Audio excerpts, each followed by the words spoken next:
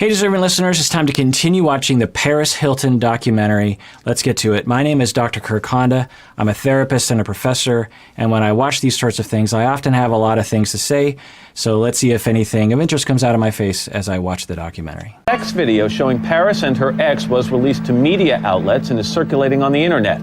All of this without her consent. These sex videotapes are all over the internet. How many of you have seen them? I've seen them. That was a private moment with a teenage girl, not in her right headspace, but everyone was watching it and laughing like it's something funny. That poor family. To have your daughter do a porno film in a Marriott hotel, Yes. Okay. This brings up another interesting point that I didn't think we were going to get into watching this, is that the way we treat women in our society regarding sex is very problematic. And maybe we'll get into that here. But I guess I have a question. I always thought that Paris actually released that on purpose. But the way that they're saying is that she didn't release it on purpose. I don't know. I never really followed it back then. It wasn't one of those things that, you know, I really was interested in following in terms of the news. So this is actually kind of new to me. Let's find out. We lived in a hotel where the New York Daily News, the New York Post was on everyone's front door, down the whole hall. So on days where it was a cover story, I would run down the hall first and flip every newspaper over so they didn't have to see it. Okay, a little bit more data about the sister, that she seems to be in that role of overfunctioner, or at least she feels very responsible for other people. That's her role, because we certainly see that in the dynamic with her and Paris. Nothing wrong with that, it's just notable. I was in bed a lot. I didn't want to get up and take the kids to school, face other people. If that happened today, it would not be the same story at all. But they made me the bad person. I did something bad. Yeah, again, I wasn't really paying attention to the news, but from what Paris is saying is that she was made out to be the butt of the joke. And today, if that came out, and maybe they'll get into more details, it would have been seen as a terrible thing that it was released, that someone released it, right?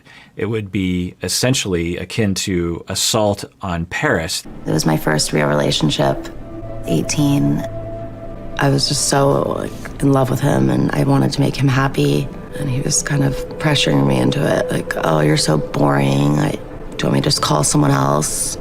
No one will ever see it. In the beginning they said that I raped her and she was incapacitated and you couldn't see the whites of her eyes. And, I have a full color version on trustfundgirls.com, trustfundgirls.com. You can see it was two people in love enjoying sex. Everybody has sex, and it's, two people very much in love and having a good time. It was like being electronically raped. He released it and she did not want it to be released. If that is true, yikes. Yes, that is essentially a sexual assault. And for people to think that I did it on purpose. Because after that, all of these leaked tapes were coming out, and it almost became like a blueprint to become famous. I don't know. I didn't need to do that. I always had a plan. Okay, so what she's saying is that people accused her of putting it out on purpose so that she could become famous, and that she didn't need to do that because she had a plan on how she was going to, be successful in entertainment. So I guess all of us just are free to make our own judgment. If you were Paris and you did purposely put out the tape and you did lie about that, then it's within your interest to continue lying about that. It's also very, very possible that it was released without her consent, because other people stood to benefit from that release, particularly that guy. It sounds like he was selling it, or I don't know. I guess I just have to say I don't know what happened. I could see either happening. But I could also see society just jumping to this conclusion of, oh, she must have wanted it because who would do that? You know, you're such a slut and blah, blah, blah. And she was 18 at the time. I did not know that she was so young. If we go with the story that she did not put this out on purpose and that it was completely against her will and her consent, then yikes, that is an awful experience. I just can't imagine what that must have been like for her. My grandmother always called me Grace Kelly, Marilyn Monroe, and I always wanted to live up to that for her. I just felt when that happened, that took it all away from me. I think one of her biggest struggles is trust. She's been betrayed so many times. So she has a real tough time trusting people and letting people in. All right, interesting. So her sister says that she has a hard time trusting other people. Usually that's because, as the sister is also saying, the trust has been broken in some very traumatic ways. Why are you doing this? I'm doing this because I have a new boyfriend who's going to be here while I'm gone. I do want to know what's happening when I'm not here.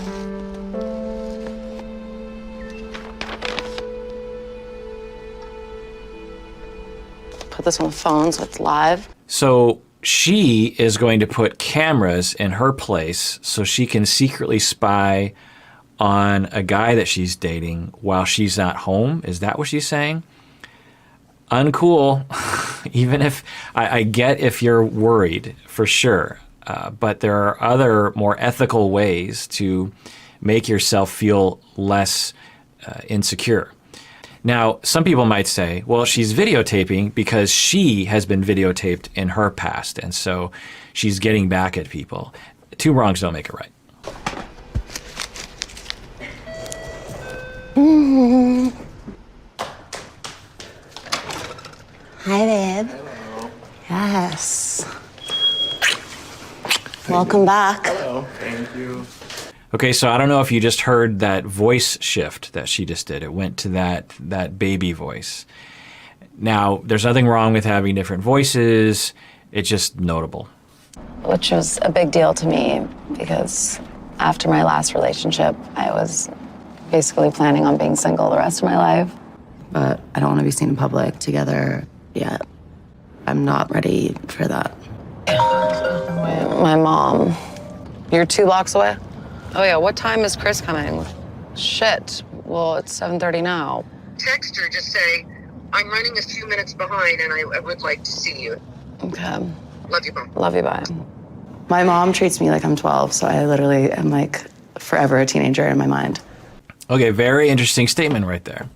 She said, my mom treats me like I'm 12, so I feel like I am forever a teenager.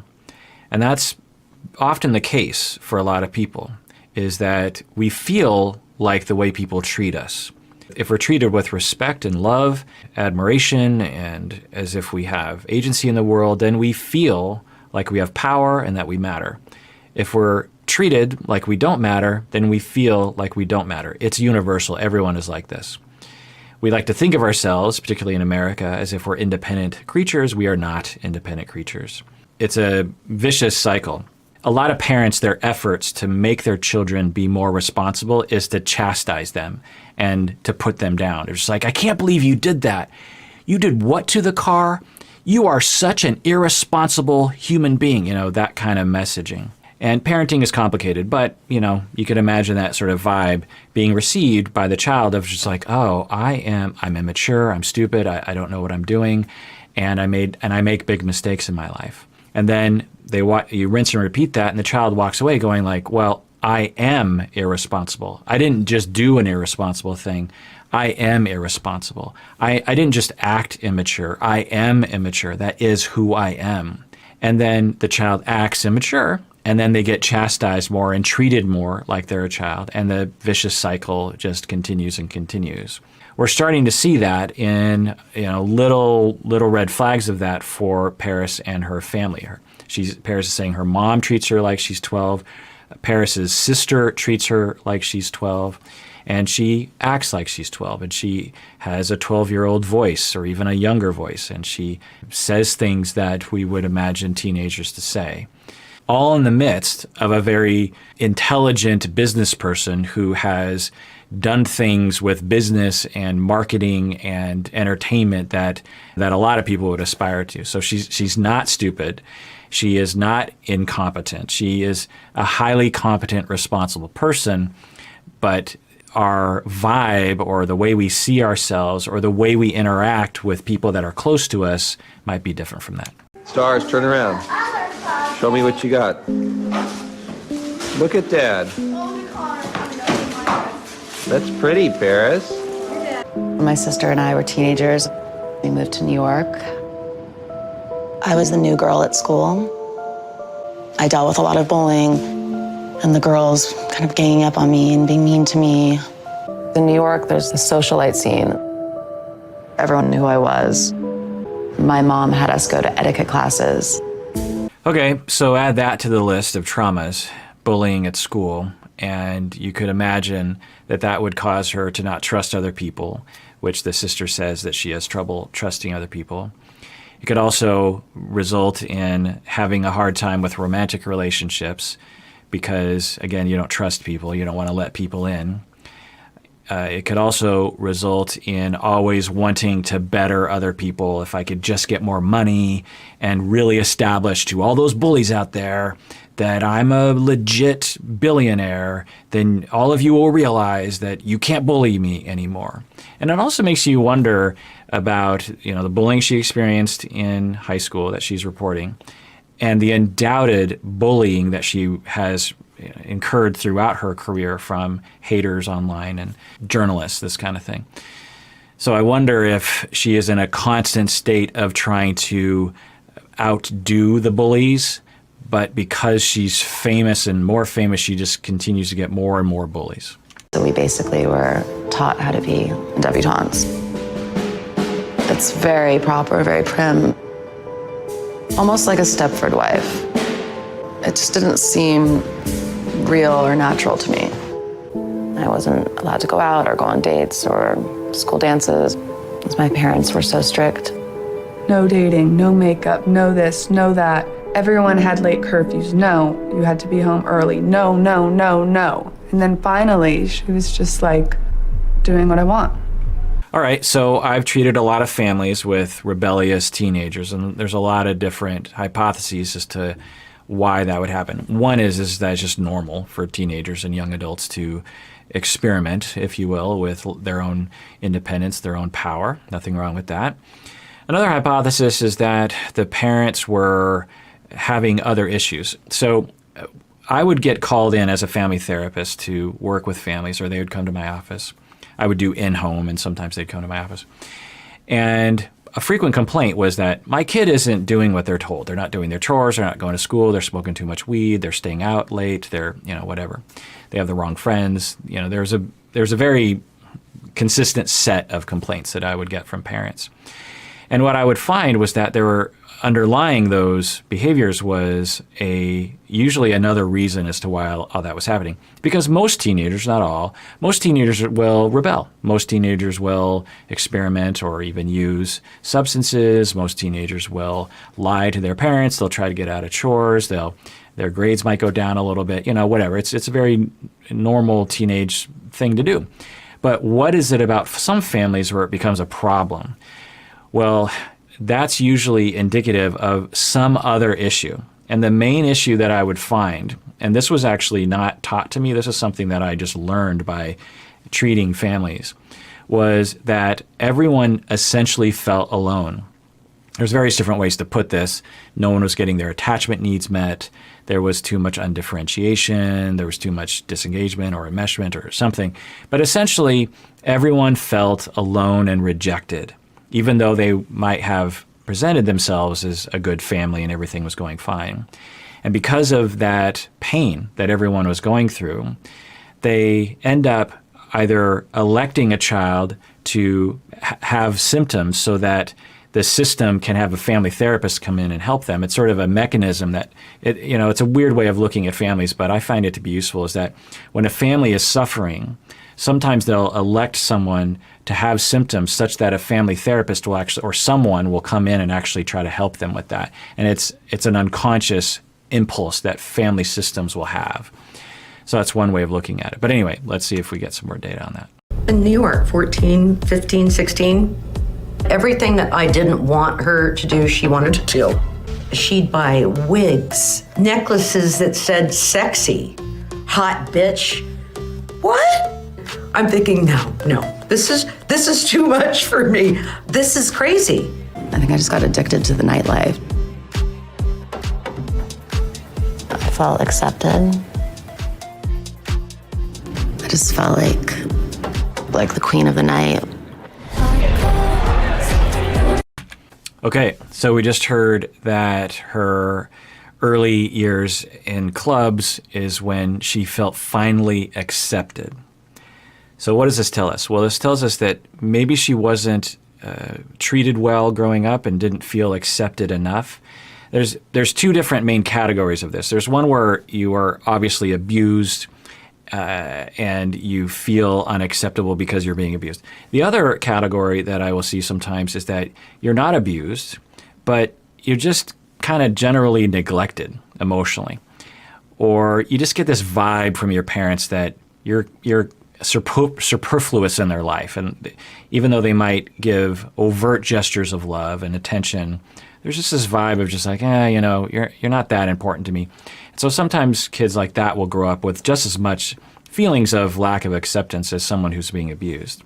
And then she is in high school in New York and she feels bullied and unacceptable. And then she's a young adult and she goes to the clubs and then she's accepted. This is, potentially a very formative event for her that she might still be living in. And when she steps out of that vibe of the crowds and the chaos and the whatever other elements it is that she associates with that, if she were to move in those other directions, maybe it doesn't feel very safe for her and she starts to feel that lack of acceptance creeping back in. And so she comes always back to whatever vibe she got when she was in these clubs. I gotta get her out of here. I was just a kid living in New York, going to high school, obviously ditching a lot of class, whatever, but I feel like my parents were scared and they didn't want their reputations to be ruined because Page Six was writing all these stories. Okay, so that's telling that for Paris, as her parents were trying to stop her from going, it sounds like she was in high school and going to these clubs. She had a fake ID. And the parents were worried about her naturally, and so they were trying to prevent her from doing that. And Paris's narrative, even today, is the only reason why they did that is because they were worried about their reputations. They didn't actually care about my well-being. They didn't care about my safety. They only cared about their own image. That's the only reason why they did that. That tells us something. Now, is that true? We don't know. But that at least tells us that for Paris, she has a narrative, a schema, that her parents don't necessarily care about her in the way that we would hope parents would care about their kids. And that can lead to a lot of problems later in life. Feeling like you don't matter. Feeling like you constantly have to run and chase things to feel like you matter. So I felt like I was just kind of sent away to be hidden. All you ever wanted was the best for your child. I first sent her to an outdoor wilderness program. It's for teenage boys and girls needing a change of attitude and direction. Okay, this is interesting. So, as a therapist, I am sort of peripherally aware of these programs. I actually have a student of mine actually ran one of these, a smaller operation, in which the kids would actually go on a fast. And just a side note about this is that so there would be this sort of group therapy situation that would happen for a few days in the wilderness. And then on the day of the fasting, all the kids would disperse. And for 5 days, maybe longer, the kids would just stay in a particular region alone and wouldn't eat anything. They'd have water, but they wouldn't eat anything. And the therapist, my student, who is now a practicing therapist, would visit each child for about 5 minutes in the morning. And then after the 5 days, they'd come back and they'd do group therapy again. Universally, the kids and the parents would find this to be of benefit for a lot of reasons. The slowing down of life, fasting itself has its own psychological effects. So there's a lot of programs like this that I'm aware of. But what it sounds like is the parents forced her to go, which I also have worked with a lot of families in this situation. And generally what I would say, because parents would come to me, usually privileged parents who had enough money to actually send kids to these sorts of programs, because they are not cheap, believe me. Well, let me back up. So a lot of families in the world and in my town would have a teenager that they'd be really worried about. And we just heard from the mom, I don't know if I included the clip, where she was very worried about her daughter. And you try lots of different things. You try talking to them. You try discipline. You try grounding. You take away their screens. You do various different things, and their behavior doesn't get any better. In fact, it just gets worse over time. And so parents will feel responsible. They'll feel like, well, I have to do something, right? There's not a lot you can do beyond a certain threshold. To the privileged class, they actually can send kids to these sorts of what might be called boot camps, this kind of thing. And sometimes you even have to force the kid to go, which means you have to hire goons, essentially, like bodyguards or ruffians, if you will, to roll up to your house. And I would, as a family therapist, I would actually observe this. And the goons would come out, grab the child, throw them in the van, and drive them across state lines. So in Washington State, from my memory, because I don't treat families anymore, you can't involuntarily detain a teenager. Teenagers have rights in Washington State, where I live. But there are other states, I believe Utah, and particularly like when you go south of the border in Mexico, children don't have those rights. And so you have to hire goons from those states to come to your state, take the kid, and then once they're in that state, then you can actually essentially imprison them in these sort of therapeutic camps. At the beginning of my career, I was like, I don't know. I don't know much about these sorts of things. Maybe they work, maybe they don't. What I found, this is just anecdotal, is that they never worked. These sorts of camps never worked for a variety of reasons. One is that, if you exert total control over a child, then their behavior will change because they don't have a choice. So if you sent a kid to this sort of camp, they're going to stop going to clubs and they're going to stop talking back to you. Why? Because they don't have a choice. They're imprisoned, essentially. But as soon as they came back, within 24 hours sometimes, the kid would be even worse than they were prior. And there are a lot of different reasons for this. One is that the kids are so hurt and they're so demoralized by the parents disrespecting them to such a degree that the kids are just like, when I get out of here, all bets are off. I'm done with those parents. I had at least kind of a shred of connection and mutual goodwill with my parents prior to what they did. What they did to me now, I am now cold. I've put up my walls. I hate my parents. In fact, I hate everyone. And as soon as I'm out of here, I'm just going to run away and screw all those people. And I'm going to avoid them because if I don't, then they're just going to put me right back into one of those kinds of camps. Now, can they work? Yeah. Sometimes they can work. Sometimes some kids, they just need a little bit of time to sober up, to get away from bad influences, to grow up a little bit. Certainly as a family therapist, I would see that.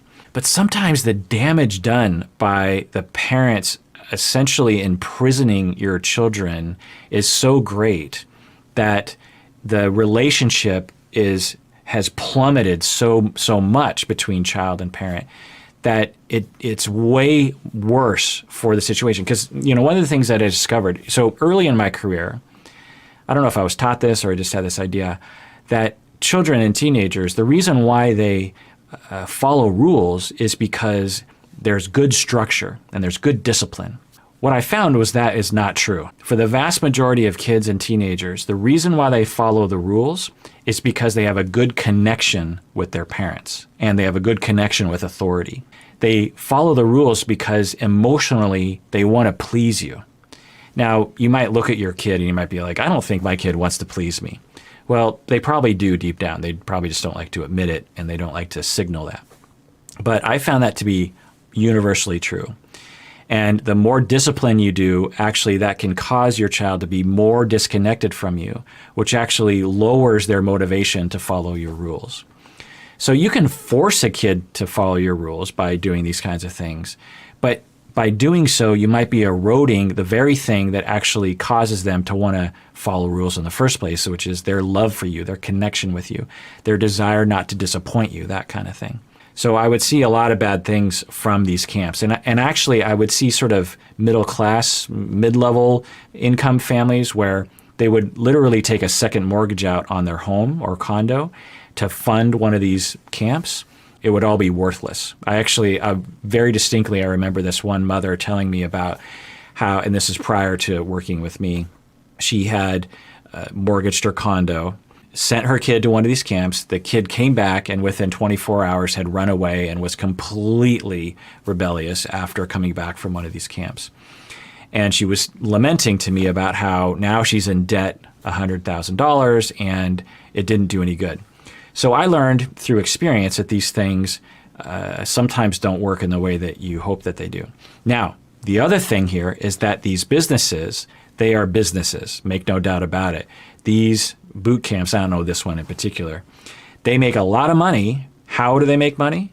By getting parents to sign up for this service. Okay, so their bank account depends on parents believing that their camp works. Well, how do they do that? Well, they have dubious research projects that promote the notion that find that they have a 98% success rate. You see these websites, and I've seen them. Back in the day, it was brochures, and they would claim very high success rates.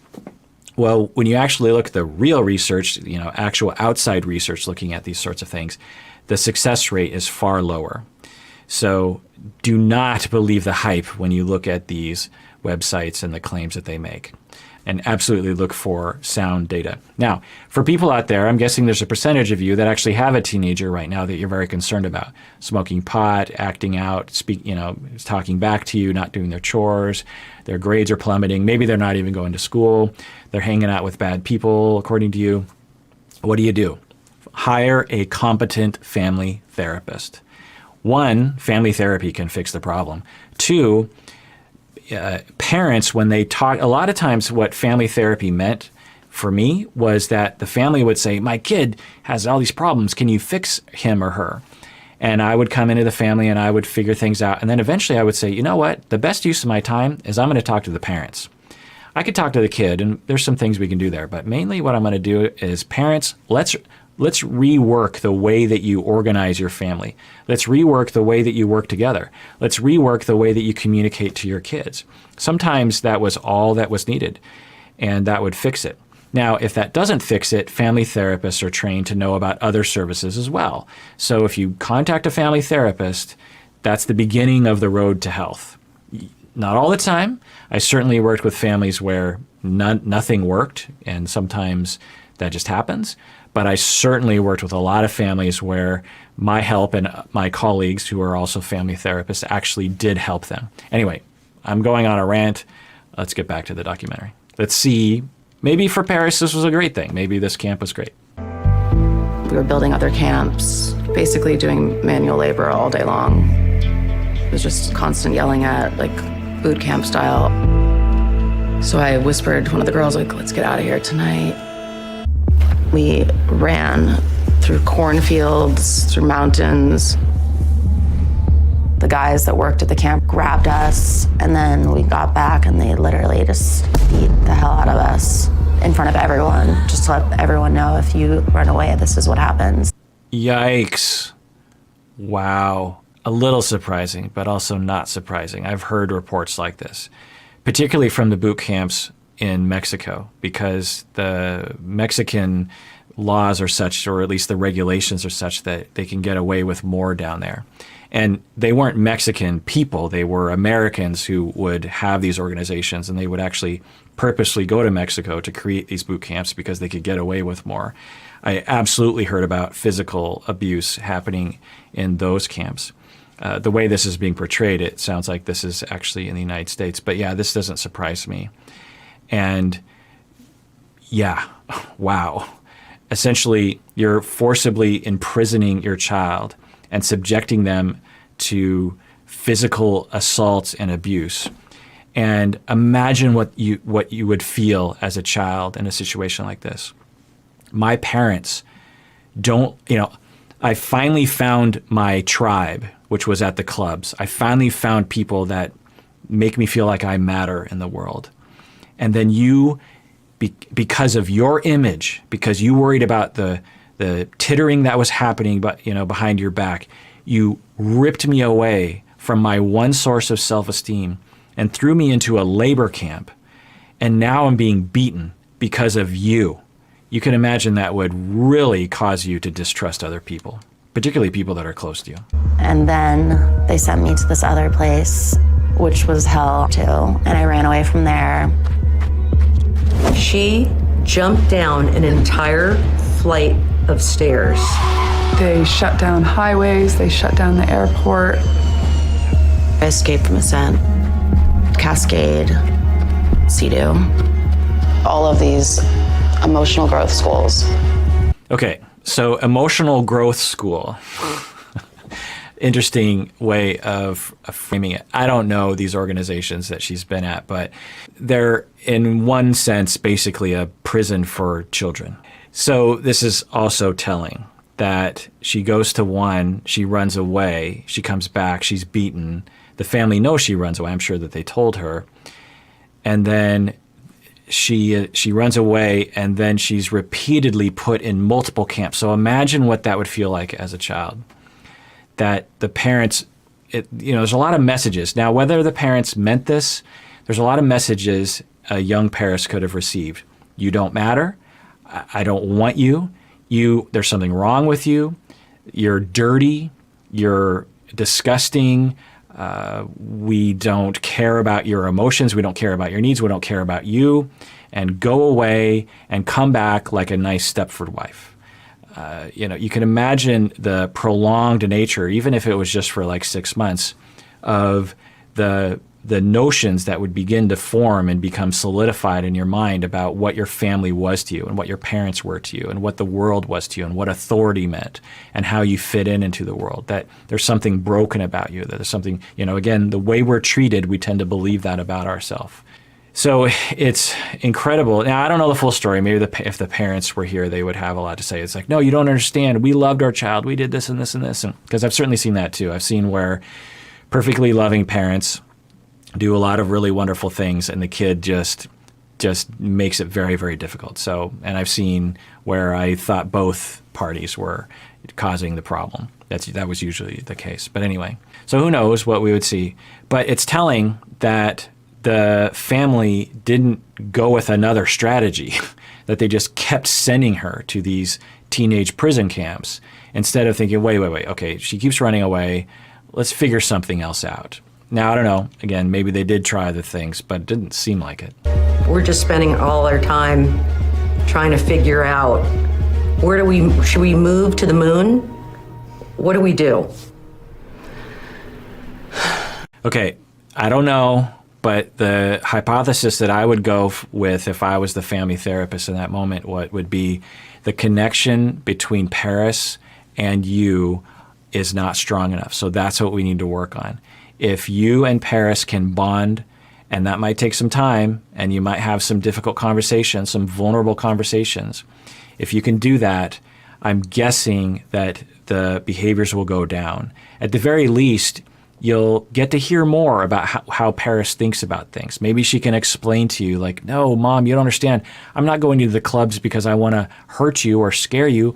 I'm going there because it's the only place I feel like I matter in the world. Maybe if there's that bond, the kid will feel able to explore that in themselves, express it, and the parents will get a chance to understand that that won't necessarily mean the parents will say, okay, fine, go to the clubs, but at least there's some basis for understanding so that people don't hate each other so much in these families. And so that's what I would work on. I was just like, okay, let's get away from the discipline. Often what I would find was that I couldn't get parents away from the discipline, because if I suggested as much, they'd be like, oh, I see. I'm just supposed to give up on my kid. I'm supposed to let them do whatever they want to do. And I'd be like, no, that's not what I'm saying. So often I would find I couldn't really touch the discipline side. So I'd focus on the positive. I would focus, okay, you can keep your discipline side, great. But we can all agree that the relationship has gone astray, that you and the parents and the kid do not have a good relationship. There's not goodwill. There's not love. There's not a bond. Let's work on that. How are we going to do that? And sometimes by doing that, the discipline would come down, or the need for discipline would come down. So, yeah, it's troubling. I'm like, please, can I just go home? I've already been through so much. I promise I'll never go to a club again. Please, I can't go back to these places. You have no idea. There was no convincing them, no matter what I said. So I just didn't trust them. It made me not trust anyone, not even my own family. Right. So I would see this for sure. And again, I wasn't there, and we don't have the full story from the parents, but I've seen that before. And it's very destructive to a person's psychology. Basically, they conclude that their family does not love them.